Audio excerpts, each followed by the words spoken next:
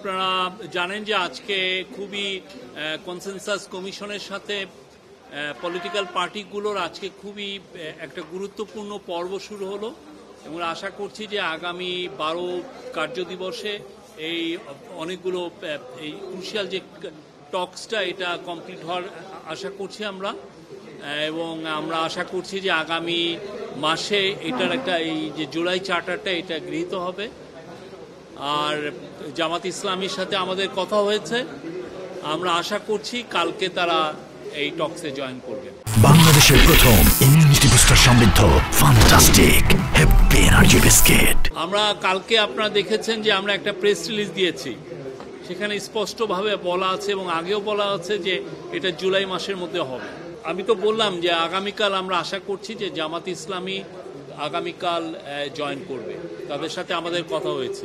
না, একটা একদিন অ্যাবসেন্ট হতেই পারে, বাট কালকের থেকে তারা খুব ভালোভাবে থাকবে। আমরা সোফার জানি না, বাট আমরা যেটা আশা করছি যে কালকে তারা জয়েন করবে।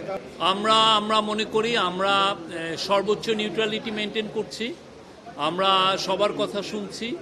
জুলাই গণ অভ্যুত্থানে যারা জয়েন করেছে আমরা সবার সাথে সমান, সবার সাথে আমরা সবাইকে আমরা মনে করি তারা সবাই আমাদের অংশীজন।